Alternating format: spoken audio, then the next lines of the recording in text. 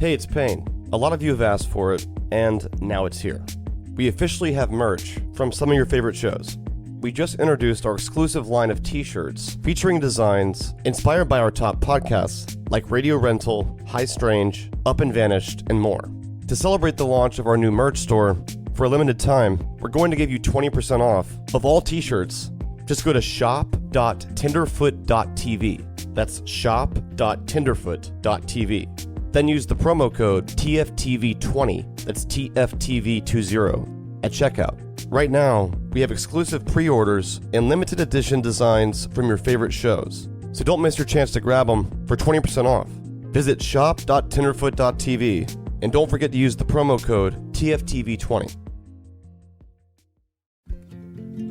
In Mississippi, Yazoo Clay keeps secrets. 7,000 bodies out there or more. A forgotten asylum cemetery. It was my family's mystery. Shame, guilt, propriety. Something keeps it all buried deep. Until it's not. I'm Larison Campbell, and this is Under Yazoo Clay. Listen on the iHeartRadio app, Apple Podcasts, or wherever you get your podcasts. Something unexpected happened after Jeremy Scott confessed to killing Michelle Schofield in Bone Valley Season 1. Every time I hear about my dad, it's, oh, he's a killer. He's just straight evil. I was becoming the bridge between Jeremy Scott and the son he'd never known. At the end of the day, I'm literally a son of a killer. Listen to new episodes of Bone Valley Season 2 on the iHeartRadio app, Apple Podcasts, or wherever you get your podcasts. What's up, y'all? I'm AJ Andrews, pro softball player, sports analyst, and the first woman to win a Rawlings Gold Glove. On my new podcast, Dropping Diamonds, we dive headfirst into the world of softball by sharing powerful stories, insights, and conversations that inspire and empower. It's time to drop bombs and diamonds. Dropping Diamonds with AJ Andrews is an iHeart Women's Sports production in partnership with Athletes Unlimited Softball League and Deep Blue Sports and Entertainment. Listen to Dropping Diamonds with AJ Andrews on the iHeart Radio app, Apple Podcasts, or wherever you get your podcasts. Brought to you by Novartis, founding partner of iHeart Women's Sports Network. Imagine you're scrolling through TikTok. You come across a video of a teenage girl, and then a photo of the person suspected of killing her. It was shocking. It was very shocking. Like, that could have been my daughter. Like, you never know. I'm Jen Swan. I'm the host of a new podcast called My Friend Daisy.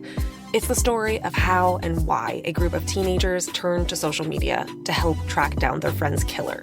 Listen to My Friend Daisy on the iHeartRadio app, Apple Podcasts, or wherever you get your podcasts. You're listening to Episode 9 of Atlanta Monster. There's one episode left. Episode 10, the season finale, will come out next Friday. Today's episode contains graphic content. Listener discretion is advised.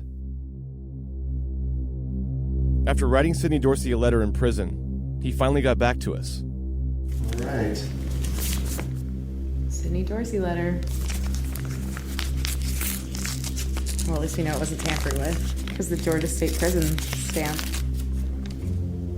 Interesting. This is handwritten, which is why it's hard to read. Okay. Here's what he said. I received your letter, and I truly apologize for my delay in responding to you. Please forgive and charge it to my head and not my heart.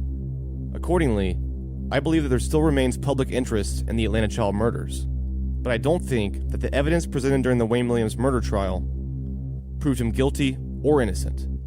Unfortunately, I had no hard evidence then, and I have no hard evidence now to prove him guilty or innocent. Truly, if I knew anything that would help close the case, I would provide it, but I don't. Finally, if you have specific questions about the case you want answered, provide them to me, and I will do my best to answer them. Best regards, Sidney. Contrary to his Dateline interview years ago, Dorsey claimed to have no evidence to prove Wayne's innocence. But what he did say is that he felt the evidence in trial did not prove him innocent or guilty. So what exactly happened during the trial? What convinced a jury that Wayne Williams was a murderer? I must say, as kind of a preamble to what I would tell you, is that I did not have a lot of time for conspiracy theories or aliens with pressure guns who were killing kids. I never really believed there was one killer. Wayne couldn't kill anybody. Have you seen Wayne? He's One of those pudgy little guys whose mom made him practice the piano every afternoon instead of coming out and playing ball. He was one of those kids. And you're telling me he's going to kill a 27-year-old convict? Give me a break. If you believe that Wayne Williams killed 30 kids, I mean, I've got a little piece of real estate just a little west of West Pismo Beach, California, that you might be interested in. Sometimes in murder cases, common sense prevails. If it walks like a duck, it's probably a duck. And it just didn't walk like a duck. It was a media frenzy.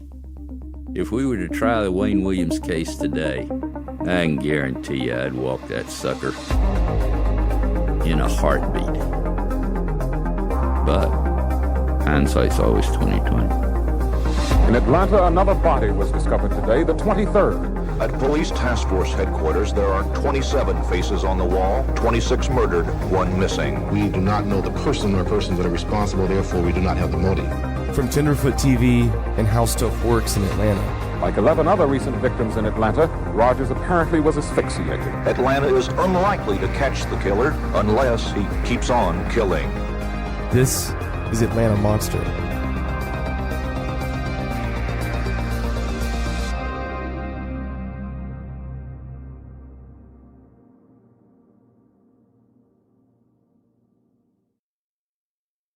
Apparently, I had some sort of reputation among defense investigators.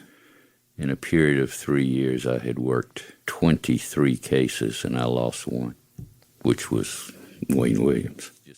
This is William Northrop, an investigator for Wayne Williams' defense team. Mary Welcome called, and Mary said, you know, we sure can use your help.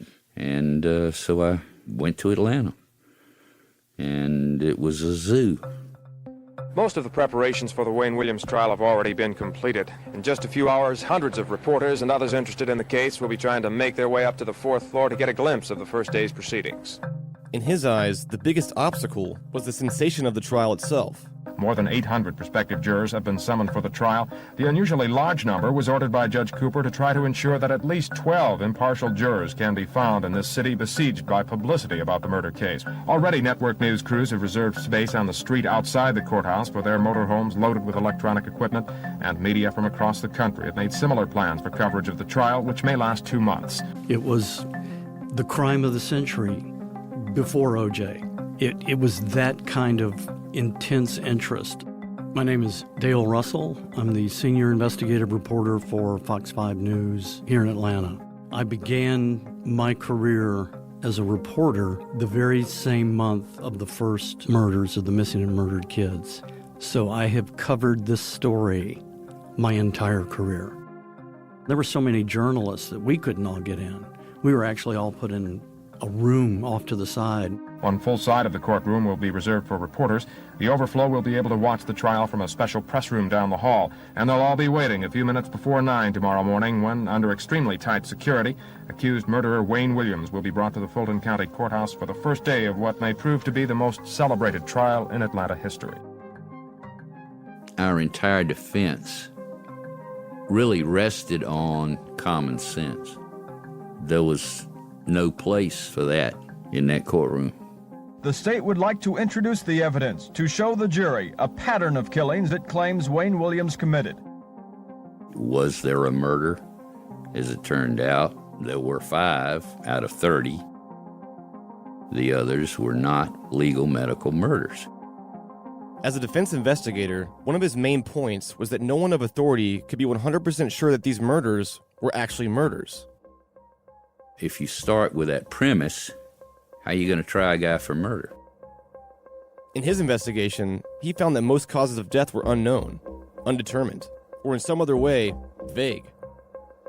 One of the counts that Wayne was convicted of, the original death certificate said undetermined.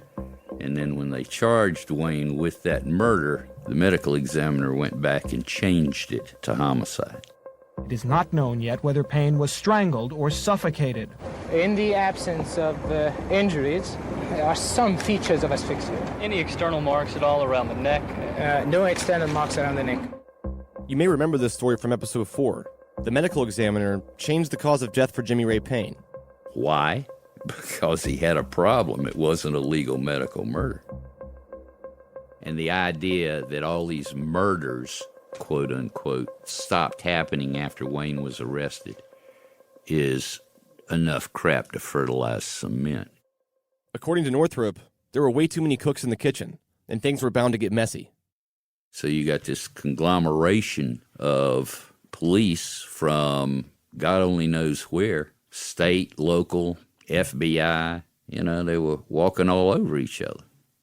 There was no one person out there killing everybody. You see, here's the problem.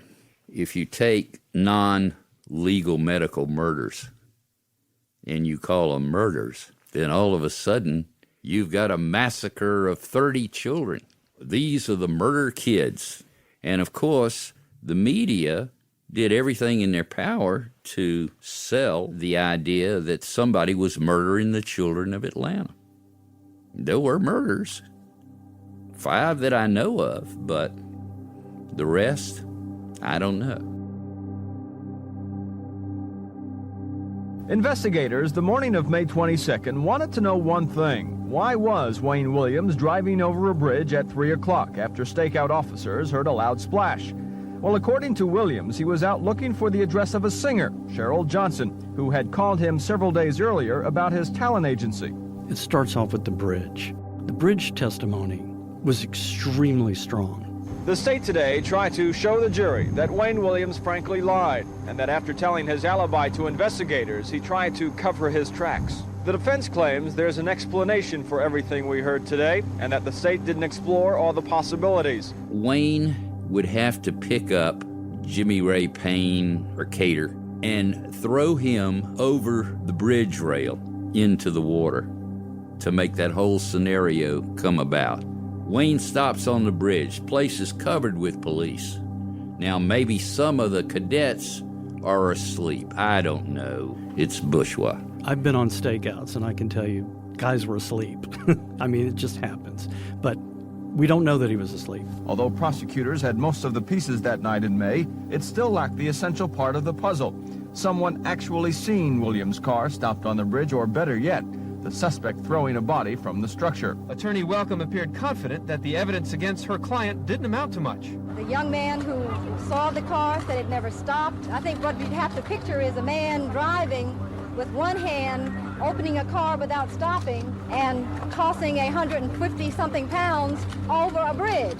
We ran tests on that bridge. That sound, the defense claims, is the key to their proof. Police recruit Bob Campbell, part of the stakeout team, says Williams' car did not make that sound, indicating the vehicle was traveling at a slow rate of speed. So on the stand was this sound expert who conducted tests for the defense at the bridge this week. The conclusion of the expert was Wayne didn't stop, and no one saw Wayne stop. Testimony about the clankety-clank a metal expansion joint makes when a car rolls over it. The reason he didn't hear the car, attorneys claim, is because the recruit was fast asleep. Pulling from his notes and his memory, Dale recounted the bridge testimony. The bridge testimony alone was extremely powerful. They just think, oh, Wayne was stopped by the bridge, or he was stopped near the bridge. But when you go through that testimony point by point, it's riveting. This is his testimony. Campbell hears a splash. He grabs his flashlight and a baton. He grabs for self-defense. He puts the flashlight on the river and sees big waves coming up on the shore. He flashes the light up to the bridge. Nothing. Back down to the river, watching the waves subside. Flashes it up a second time. Now think of the timing that we're talking about here. You hear the splash, you get up, you get your flashlight, you're looking. This is what he testified to. The lights came on and the car began to move. While looking up at the bridge, he saw lights go on after the splash.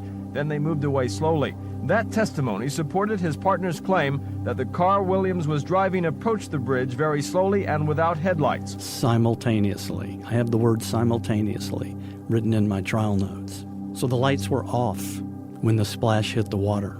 But Williams and his defense team refuted this version of the story. Williams bluntly stated the police version of the now famous bridge incident was wrong. A lie. He claimed he wasn't driving slow, that he didn't turn around in a parking lot next to the bridge, that he did not throw anything into the river. But according to Northrop, wrong place, wrong time. He was convenient. A cynical establishment just scooped him right up and said, "You're our boy."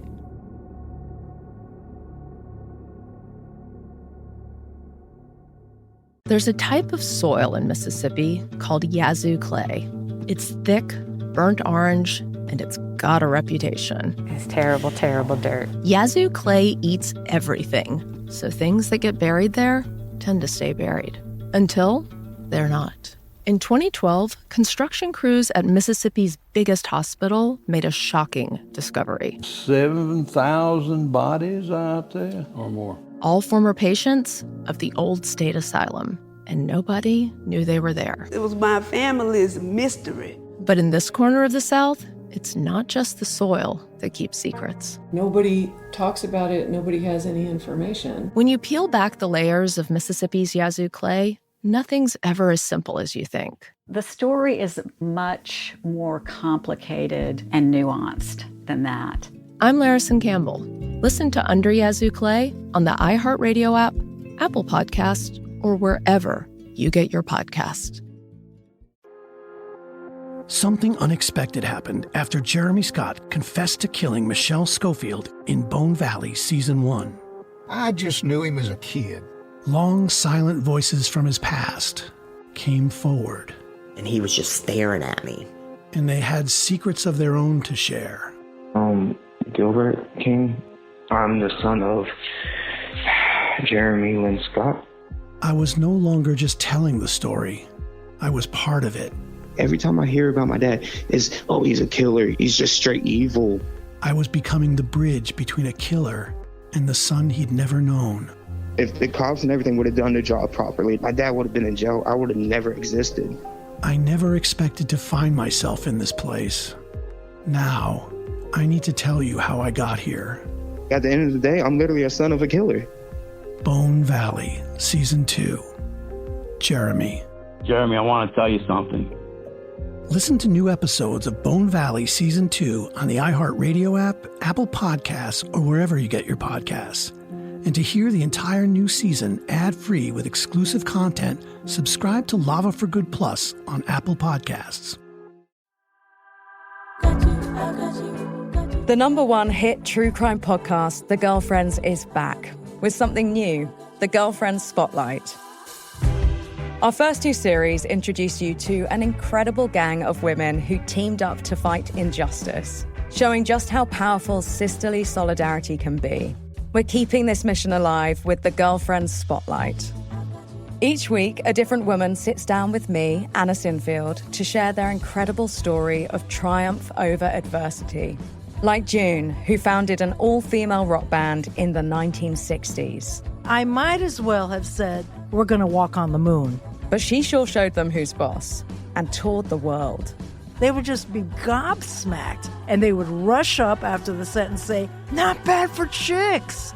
So come and join our girl gang. Listen to The Girlfriend Spotlight on the iHeartRadio app, Apple Podcasts, or wherever you get your podcasts.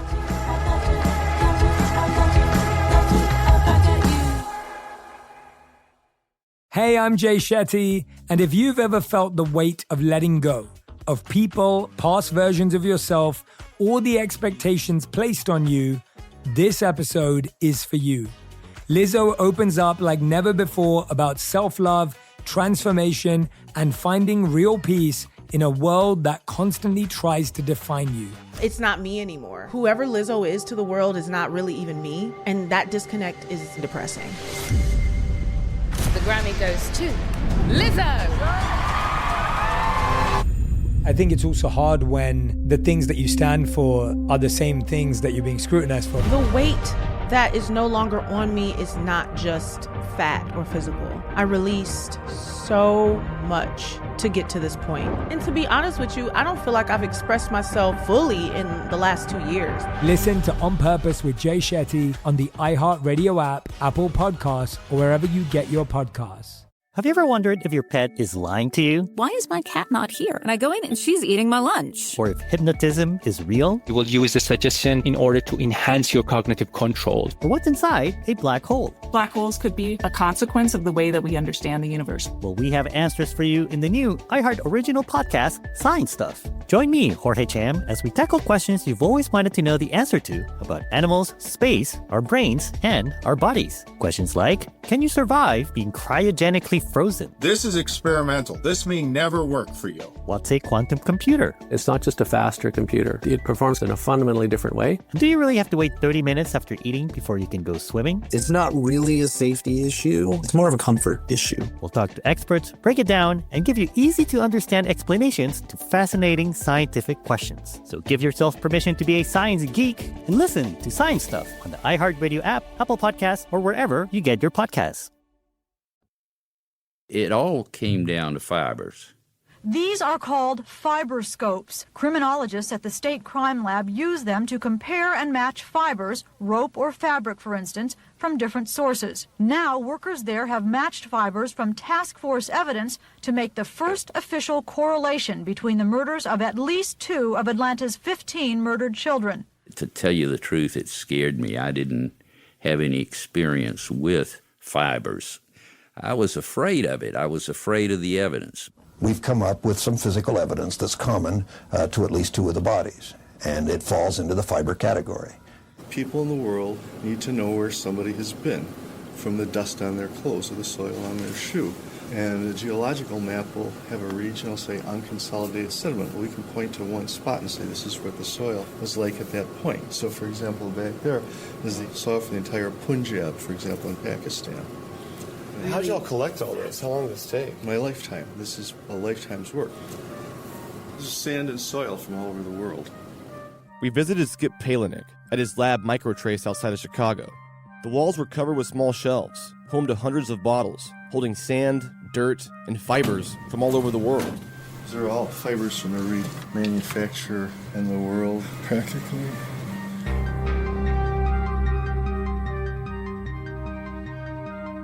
I was 8 years old and got my first microscope. I had my own lab, so I've been doing it for 64 years. I've been looking through microscopes. Senior research microscopist, and I guess president of the company. Microscopy? Yeah, lawyers can't say that, but it's microscopist, and it comes from microscopy. Chemistry, physics, biology, those things are all fundamental. There would be no forensic science if you didn't have those sciences. So forensic science, one of the basics of forensic science, one of our laws that we can call our own, is called Locard's exchange principle. Edmond Locard was a French scientist. He formulated a principle based on the analysis of dust. He promulgated this theory. Briefly, it states that whenever 2 objects come in contact, there's always a transfer of material. Always. So let's say, for example, all of a sudden, for some reason, you make me mad and I jump on you and start attacking you. And we're never in contact again, but we were. You file charges against me for attacking you, and you saved your sweater. So we get your sweater, and we get my sweater. So, well, they're both black sweaters. Big deal. Well, if you look at the fibers from your sweater and my sweater, they're going to turn out to be different, almost certainly.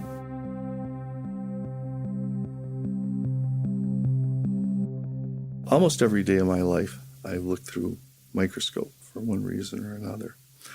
Every time I go somewhere or friends of mine go somewhere, colleagues or people I've had from places in other parts of the world, I ask them where they are, where they live, if they've gone there to visit and come back, that they vacuum their clothing for us. And so there's one of those cabinets you saw in the lab is just filled with these little vacuum cassettes with dust. But those are mixtures of things for us to analyze and do research on. But we have pure materials. So we have almost all the known synthetic fibers from different manufacturers.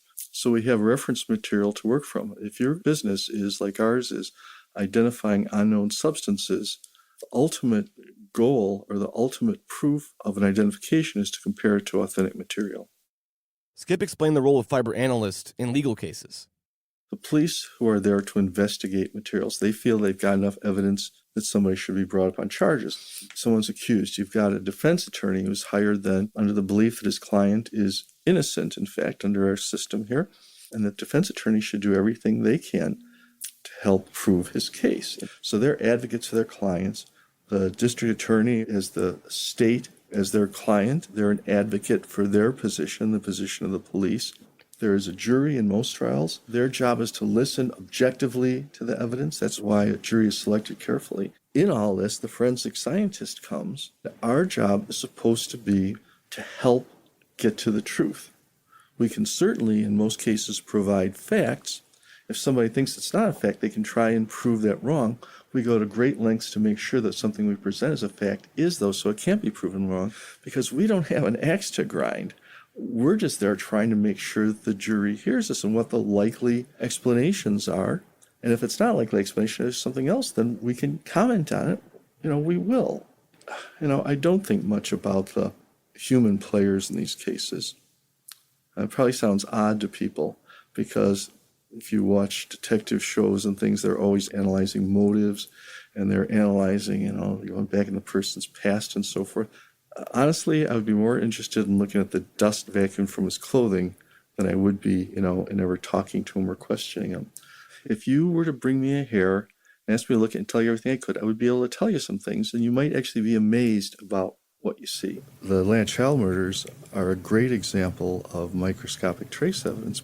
Skip was involved in the Atlanta child murders case. One of his former students, Larry Peterson, was working on the case, and he called him up for assistance. I remember I got the first call from Larry asking me if I could come down to Atlanta. He was as enthusiastic, as intelligent a scientist as a young man as you would want to meet. He's also a good person. Sometimes you meet people who are talented and they're not nice people. And Larry's just one of these easygoing guys whose innate kindness could lead people to believe that he's not, as bright as he is. Larry Peterson was the key microscopist on the Wayne Williams case, so we met him in person. When I graduated from college in December of 77, started with the GBI crime lab in January of 78. So in mid-79, I had a year and a half experience. There were over 200-something investigators assigned full-time to the task force.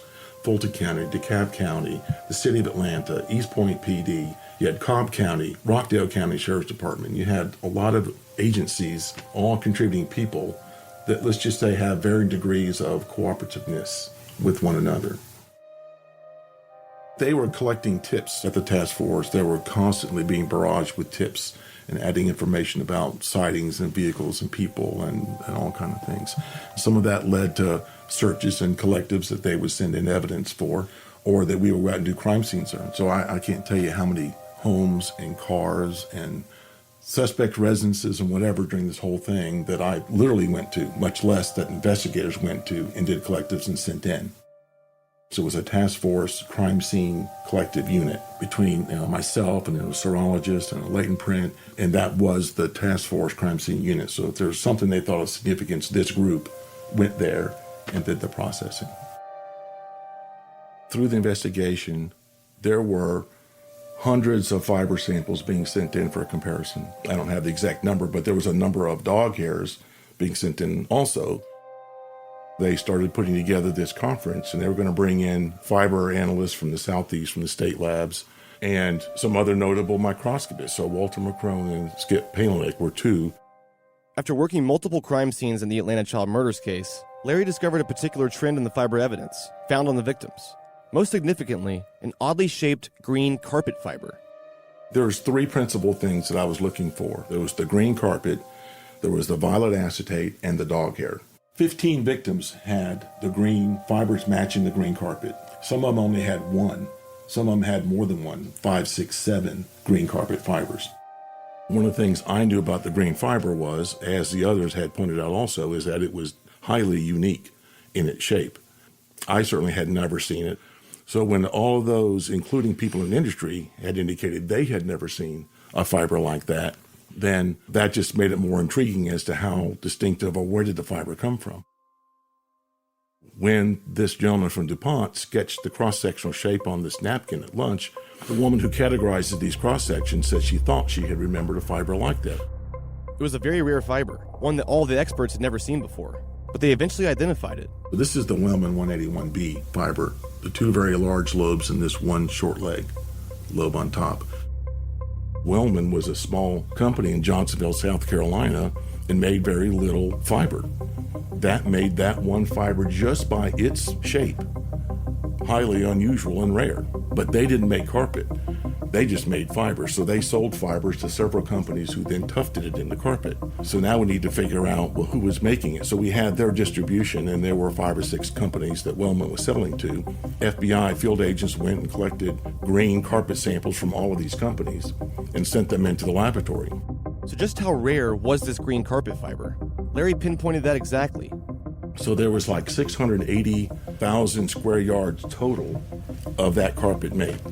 If you kind of looked at an average room, 12 by 15 or about 20 square yards, and you roughly have 680 rooms total production of that carpet. And they distributed that carpet in 10 southeastern states. Now, they didn't have records of how much went where or who it was sold to, but if it was an equal distribution, that's 82 rooms of that carpet for the whole state of Georgia. 82 rooms. This is not just distinctive, it's actually very rare. The FBI had dug up, there was 600-something thousand occupied housing units in metro Atlanta. So even if all 82 rooms of that carpet was in the metro Atlanta area, still it would be highly unusual to find it. Over the years, Larry developed a simple analogy to help people understand the rarity of this fiber. Imagine that you're a witness of a getaway car at a bank robbery. The getaway car is a lime green Rolls Royce with a purple racing stripe. So you're going to think, wow, that is really a distinctive car. If I ever see that car again, I'm going to recognize that car.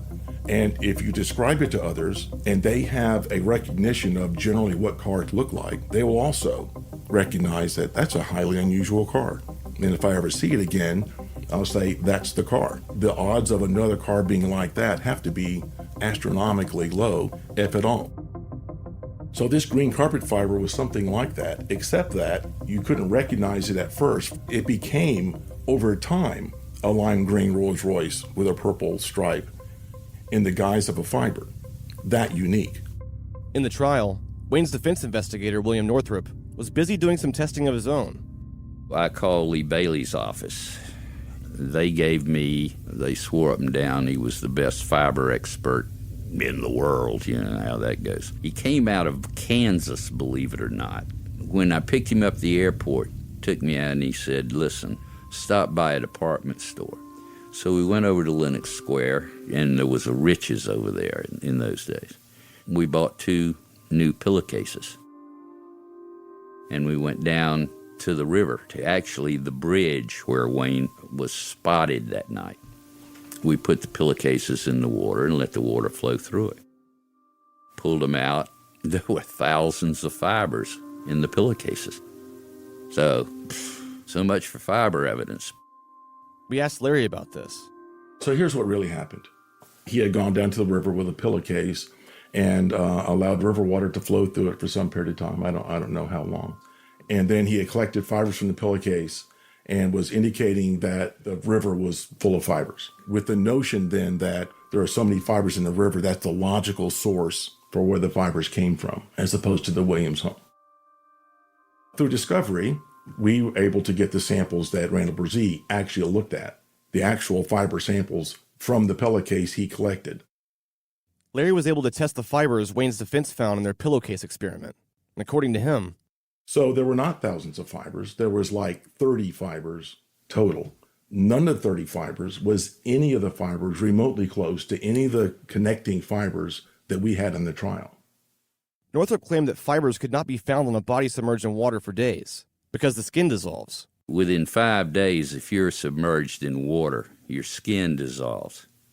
Peels, or you have what they call skin slippage. And what does that tell you about your fiber evidence? No fibers were picked up anywhere.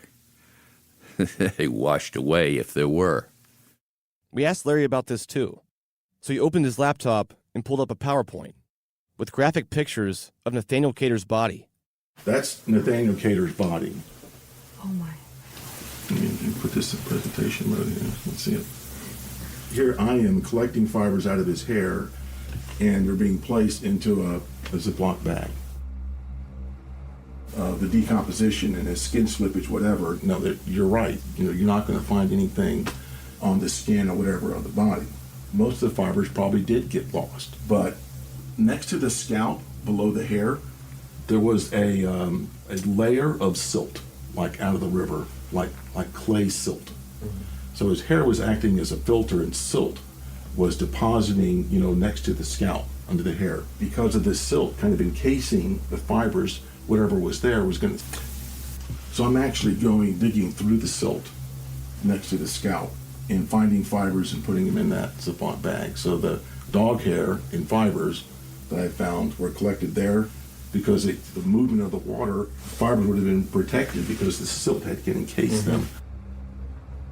Larry had collected countless fibers from the bodies of victims, but they still hadn't made a match. But all of that was about to change. He recalled the night they sent their investigation in a whole new direction.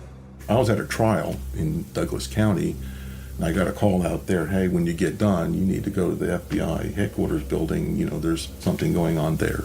So myself and a coworker who had helped me, he and I went down to the FBI headquarters building, and we're waiting, and there's a lot of hush talking, and we're not getting a lot of information, so what are we doing? And then he and I see the FBI crime scene team that they had flown down on several occasions.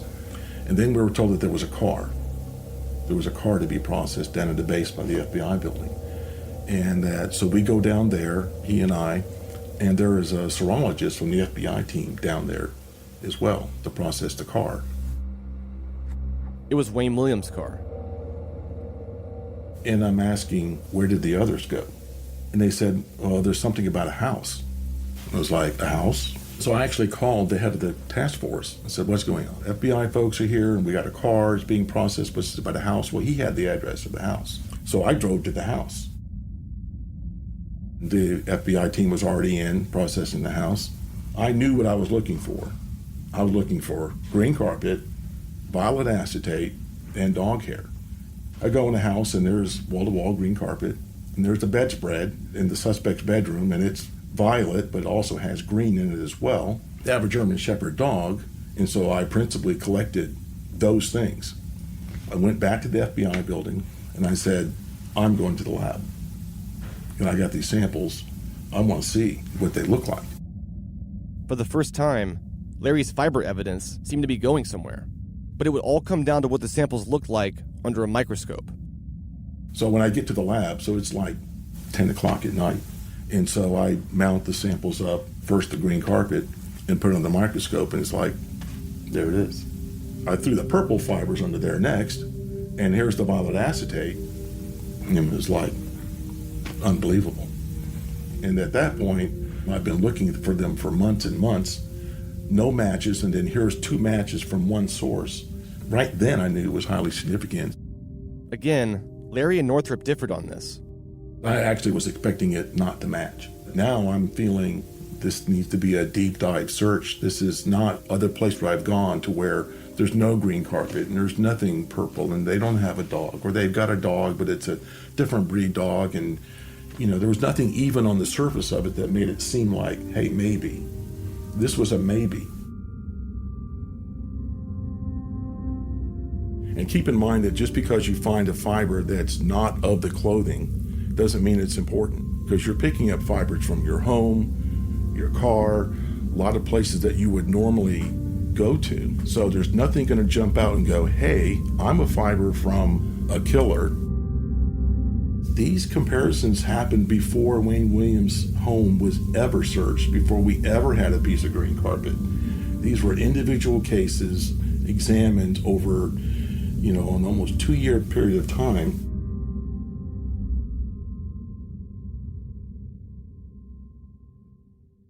There's a type of soil in Mississippi called Yazoo clay. It's thick, burnt orange, and it's got a reputation. It's terrible, terrible dirt. Yazoo clay eats everything, so things that get buried there tend to stay buried. Until they're not. In 2012, construction crews at Mississippi's biggest hospital made a shocking discovery. 7,000 bodies out there or more. All former patients of the old state asylum, and nobody knew they were there. It was my family's mystery. But in this corner of the South, it's not just the soil that keeps secrets. Nobody talks about it. Nobody has any information. When you peel back the layers of Mississippi's Yazoo clay, nothing's ever as simple as you think. The story is much more complicated and nuanced than that. I'm Larison Campbell.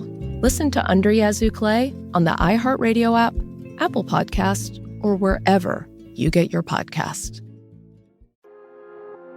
Something unexpected happened after Jeremy Scott confessed to killing Michelle Schofield in Bone Valley Season 1.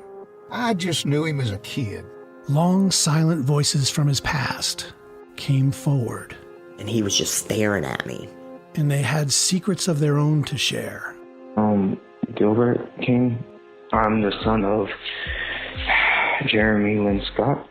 I was no longer just telling the story. I was part of it. Every time I hear about my dad, it's, oh, he's a killer. He's just straight evil. I was becoming the bridge between a killer and the son he'd never known. If the cops and everything would have done their job properly, my dad would have been in jail. I would have never existed. I never expected to find myself in this place. Now, I need to tell you how I got here. At the end of the day, I'm literally a son of a killer. Bone Valley, Season 2. Jeremy. Jeremy, I want to tell you something. Listen to new episodes of Bone Valley Season 2 on the iHeartRadio app, Apple Podcasts, or wherever you get your podcasts. And to hear the entire new season ad-free with exclusive content, subscribe to Lava for Good Plus on Apple Podcasts. The #1 hit true crime podcast, The Girlfriends, is back with something new, The Girlfriends Spotlight. Our first 2 series introduce you to an incredible gang of women who teamed up to fight injustice, showing just how powerful sisterly solidarity can be. We're keeping this mission alive with The Girlfriends Spotlight. Each week, a different woman sits down with me, Anna Sinfield, to share their incredible story of triumph over adversity. Like Luann, who was raised in a secretive religious community. Do I want my freedom or do I want my family? And found a way to escape. When she said, "You know you can leave, right?" It was a light bulb. And now helps other women get out too. I loved my girls. I still love my girls. So come and join our girl gang. Listen to The Girlfriend Spotlight on the iHeartRadio app, Apple Podcasts, or wherever you get your podcasts.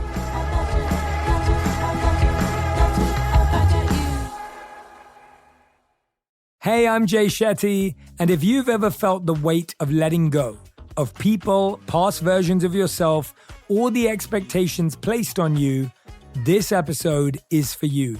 Lizzo opens up like never before about self-love, transformation, and finding real peace in a world that constantly tries to define you. It's not me anymore. Whoever Lizzo is to the world is not really even me, and that disconnect is depressing. The Grammy goes to Lizzo. I think it's also hard when the things that you stand for are the same things that you're being scrutinized for. The weight that is no longer on me is not just fat or physical. I released so much to get to this point. And to be honest with you, I don't feel like I've expressed myself fully in the last 2 years. Listen to On Purpose with Jay Shetty on the iHeartRadio app, Apple Podcasts, or wherever you get your podcasts. Have you ever wondered if your pet is lying to you? Why is my cat not here? And I go in and she's eating my lunch. Or if hypnotism is real? You will use the suggestion in order to enhance your cognitive control. Or what's inside a black hole? Black holes could be a consequence of the way that we understand the universe. Well, we have answers for you in the new iHeart original podcast, Science Stuff. Join me, Jorge Cham, as we tackle questions you've always wanted to know the answer to about animals, space, our brains, and our bodies. Questions like, can you survive being cryogenically frozen? This is experimental. This may never work for you. What's a quantum computer? It's not just a faster computer. It performs in a fundamentally different way. Do you really have to wait 30 minutes after eating before you can go swimming? It's not really a safety issue. It's more of a comfort issue. We'll talk to experts, break it down, and give you easy-to-understand explanations to fascinating scientific questions. So give yourself permission to be a science geek and listen to Science Stuff on the iHeartRadio app, Apple Podcasts, or wherever you get your podcasts. I liked Wayne.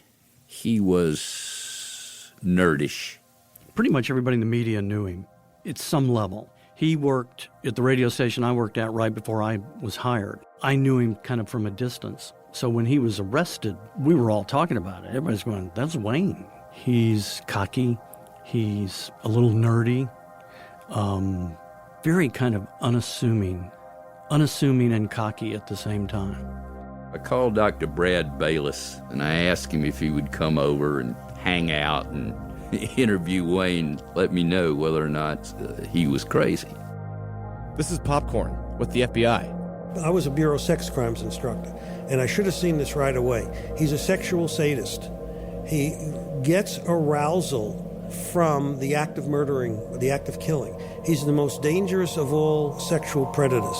They will plan their murders, they will carry them out meticulously, and he is a sexual sadist. He's the most dangerous of all sexual predators. And Mike McComas with the FBI. I think Wayne has some mental issues, some disorders that would cause someone to be a compulsive liar. In my layman's terms, I think he's a sociopath. I think he exhibits all the characteristics. The compulsive liar, the inability to love or know that you're hurting somebody, the illusions of grandeur. I was a hostage negotiator in the FBI, and of course we had to know when we were dealing with people that had mental issues. If you don't believe me, look up sociopath and look at what the 5 characteristics, the 5 biggies. The hair will pop up on your arm. You'll go, wow. The term sociopath is used very loosely, and there's no one meaning of it. It has 5 or 6 different meanings in the literature, and we don't use it because it's kind of a colloquial term. This is Dr. Scott Lilienfeld, an author and psychology professor at Emory University. One of his fields of study is psychopathy. Most of the classic work on psychopathy goes back to the work of a man named Hervey Cleckley, actually was from Georgia, wrote a classic book in 1941 that went through several editions called The Mask of Sanity. The Mask of Sanity he called psychopathy because he thought that they presented with a kind of convincing facade of being quite normal and quite healthy. So they often seem healthy, actually in some cases even healthier than us, but deep down there was something very wrong with them. Cleckley delineated 16 criteria that he thought were central to psychopathy.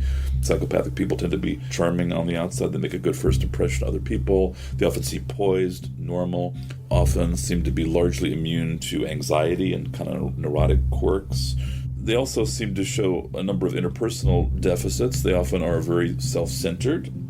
They often are manipulative, and they also show a lot of affective, emotional deficits. They're often callous. They seem to lack empathy.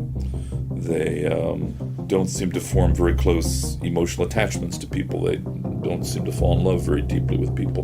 Then you see a lot of behavioral abnormalities, a lot of things that they do that's very different from the rest of us. They tend to lie a lot. They cheat a lot. They're often sexually promiscuous. They often see themselves as the victims. They often see their problems as everybody else's fault but theirs. They seem to lack insight into the nature and extent of their problems. And my take on it, in part, is that they just have very little capacity for introspection. I'm having all of these problems. I keep getting caught. I'm doing all these things and so on. Well, it's got to be my upbringing or the way that people have treated me or the fact I've had many bad breaks in life or blah, blah, blah, blah, blah, blah, blah. Rarely is it acknowledged that it's their fault. They will often exhibit poor impulse control. They'll often explode unpredictably. They often have a short fuse. When someone insults them or threatens them, they may explode very quickly. They may have a very short fuse. So it's a very complex picture, I think. When you put all that together, it's like, what is that beast? And it's really hard to sort of summarize it, but what Cleckley argued is, again, it's this mask of sanity. You see this wolf in sheep's clothing. You see someone who superficially seems very healthy, well-adjusted, charismatic, poised, but then deep down, there was something very wrong with them. Even for the defense team, it was important to decide whether or not Wayne was stable. I wanted to know if Wayne was sane, which he was. He arranged an interview between Wayne and a specialist. According to their expert, Wayne was sane, but there was still one major problem with their case. Wayne fit the profile. Wayne fit the profile that the FBI had. But he had a different take on that. Profiling to me is an inexact science. Now, people will argue with me, but I'm not going to be dependent on profiling. He wanted to make a breakthrough. He wanted to find his place. And the closest he had was his connections to the media. Wayne would call and tell me, you know, we need to do this, we need to do that. Okay, fine, Wayne, write me a check. You know, we don't have any money, Wayne. It was 2 days of testimony. When the sun's first light hit the county courthouse, the crowd was already here. They started gathering at 4 a.m. even though the doors didn't open till 8. Some 400 showed up hoping to watch Wayne Williams testify. And when you get a crowd this size competing for about 50 courtroom seats, you've got trouble. So he did, we felt, a pretty good job in the first day of testimony. Kept his composure, answered the questions. They had to break him. They had to show the jury a different side of Wayne Williams. They had to let the jury see that this unassuming guy sitting in front of them had this other side to his personality. And they got it. Wayne Williams was not the mild-mannered witness we saw the last 2 days. He was irritable, arrogant. Assistant DA Jack Mallard had him right where he wanted him. He finally broke, and he snapped at the prosecutor. He called FBI agents goons, didn't answer some of the prosecutor's questions, and said his own defense attorney, Mary Welcome, forced him to give an interview for money. You want the real Wayne Williams? Well, you've got him right here. As an observer, it was electric. Mallard, Mr. Williams, you've been eating up all this worldwide publicity, haven't you? Williams, no, I haven't. I'm tired of sitting here, you telling these folks I fit the profile. Mallard, wasn't these murders your center stage? Williams, you must be a fool. I distinctly remember writing down, I've got it here for you, looking up at somebody, I don't remember who, making eye contact and looking at each other like, oh my gosh, here we go. Wayne became combative and testy, calling the prosecutor names. He was very, very combative. As an observer, as a juror, you saw a different side to Wayne Williams. They did what they set out to do. Yeah, they got Wayne's goat. Mary advised Wayne not to testify. I mean, what are you going to do? But Wayne viewed it as, I'm just overwhelmed anyway. I want to tell my story. They got his goat. They triggered him, and he exploded. He was going to splain it. The defense may have recouped a little after Williams fought back tears later, telling the jury he was just sick and tired of jail, the murder charges, and the harassment from police and the media. This was the star witness for the state, Larry Peterson, who for months has slumped over microscopes looking at fibers and hair taken from the two bodies. In court, he showed the jury photographs for the first time, pictures of fibers that he claims are similar. In his words, they match in every basic property. 9 weeks of testimony, the jury came back in what was under 10 hours, as I recall, which is a very short period of time. They had an early verdict. All in all, having watched what the jury watched, having heard everything the jury heard, having talked to the jurors afterwards, I'm not surprised by their verdict at all. I was a very young reporter when this was going on. This was burned into my brain. It was so impressionable for me as a young person. I mean, I can recall the, Wellman 181B nylon trilobal fiber made by West Point Pepperell that, according to the testimony, was found in only, I think it was 82 homes. This resonated in my head in a way that a lot of other stories I've covered didn't. The problem with this case is it's complex and it's lengthy, and there are many moving parts and many pieces of the puzzle.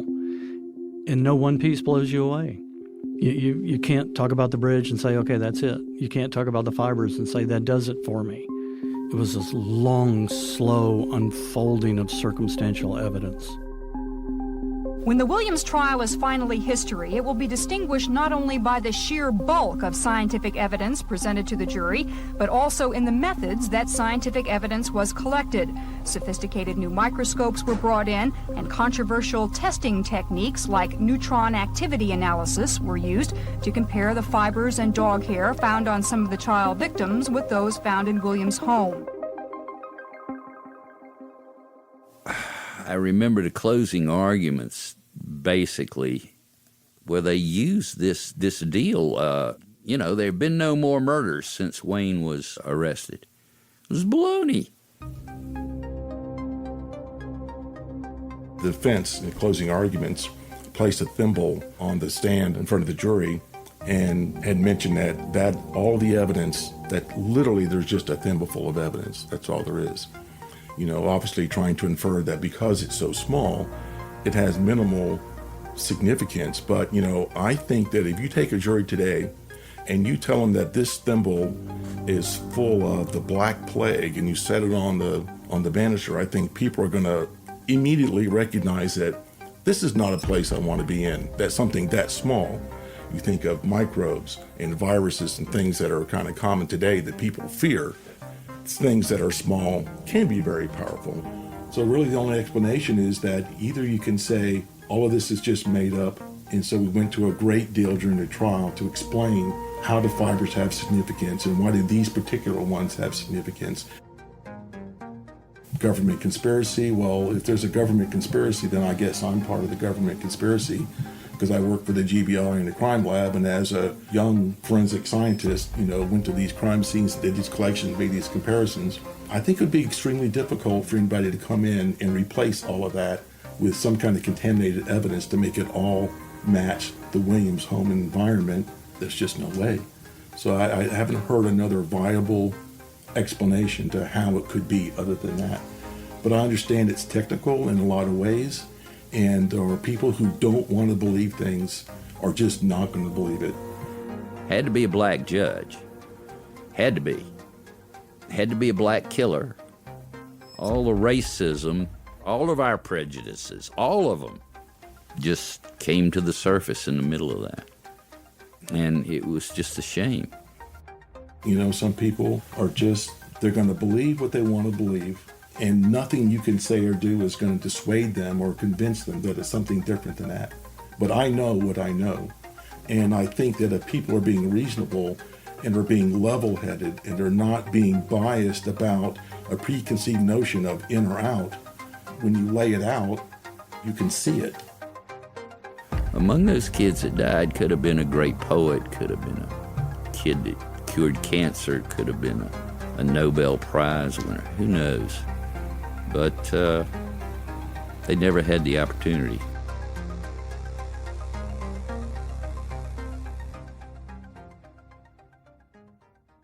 Even though Wayne was in the hole and couldn't talk, I didn't want to stop gathering stories.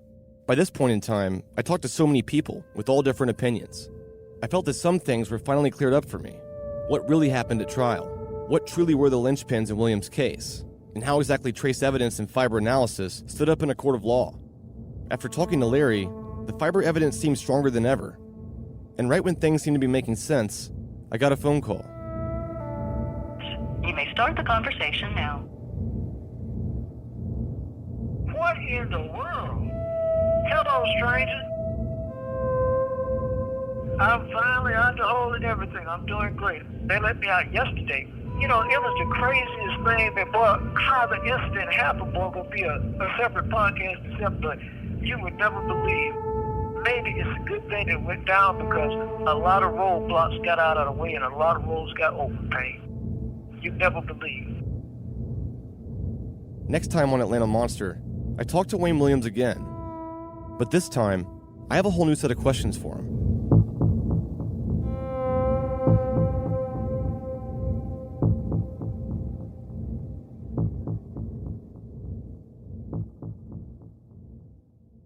Next time on the season finale of Atlanta Monster. That was the only hole that was ever knocked into the fiber evidence. We have these records that clearly indicate that 79 LTD was not available to the family, but yet we have trunk liner fibers that match that trunk liner. That had bugged me through post-trial. It always had bugged me. It was physical evidence. Some of the strongest evidence that was presented in the trial, and I would tell you that 99.9% of your audience has never heard of it. Bloodstains. And when you said it, I was looking at the car and I was looking at the person in the car, And I was looking at the sketch. I was looking at the sketch in the back of my mind like, the same dude be on TV. I'm finna get ready to go. He said, I'll give you a ride. I said, no, I don't need no ride. I heard some car tire like, Err! So I get back up and look. He whooped the car around in the middle of the street.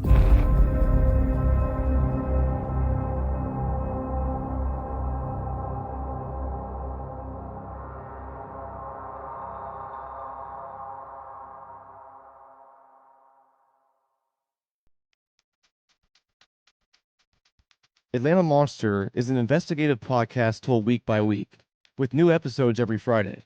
A joint production between How Stuff Works and Tenderfoot TV. Original music is by Makeup and Vanity Set. Audio archives, courtesy of WSB News, Film, and Videotape Collection. Brown Media Archives, University of Georgia Libraries. For the latest updates, please visit atlantamonster.com or follow us on social media. One last thing. We've set up an Atlanta Monster tip line. Anyone with information, leads, or personal accounts pertaining to the Atlanta child murders can call us and leave a message. The number is 1-833-285-6667. Again, that's 1-833-285-6667. Thanks for listening.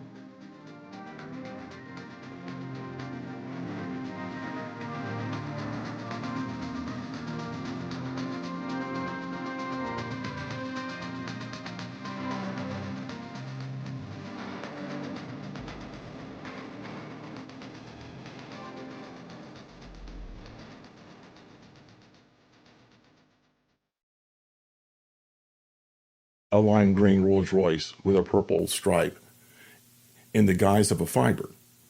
That unique. Not knowing how many lime green Rolls Royces might be out there with a purple racing stripe, I'd imagine. You've seen one. In Mississippi, Yazoo Clay keeps secrets. 7,000 bodies out there or more. A forgotten asylum cemetery. It was my family's mystery. Shame, guilt, propriety. Something keeps it all buried deep. Until it's not. I'm Larison Campbell, and this is Under Yazoo Clay. Listen on the iHeartRadio app, Apple Podcasts, or wherever you get your podcasts. Something unexpected happened after Jeremy Scott confessed to killing Michelle Schofield in Bone Valley Season 1. Every time I hear about my dad, it's, oh, he's a killer. He's just straight evil. I was becoming the bridge between Jeremy Scott and the son he'd never known. At the end of the day, I'm literally a son of a killer. Listen to new episodes of Bone Valley Season 2 on the iHeartRadio app, Apple Podcasts, or wherever you get your podcasts. What's up, y'all? I'm AJ Andrews, pro softball player, sports analyst, and the first woman to win a Rawlings Gold Glove. On my new podcast, Dropping Diamonds, we dive headfirst into the world of softball by sharing powerful stories, insights, and conversations that inspire and empower. It's time to drop bombs and diamonds. Dropping Diamonds with AJ Andrews is an iHeart Women's Sports production in partnership with Athletes Unlimited Softball League and Deep Blue Sports and Entertainment. Listen to Dropping Diamonds with AJ Andrews on the iHeart Radio app, Apple Podcasts, or wherever you get your podcasts. Brought to you by Novartis, founding partner of iHeart Women's Sports Network. Imagine you're scrolling through TikTok. You come across a video of a teenage girl, and then a photo of the person suspected of killing her. It was shocking. It was very shocking. Like, that could have been my daughter. Like, you never know. I'm Jen Swan. I'm the host of a new podcast called My Friend Daisy. It's the story of how and why a group of teenagers turned to social media to help track down their friend's killer. Listen to My Friend Daisy on the iHeartRadio app, Apple Podcasts, or wherever you get your podcasts.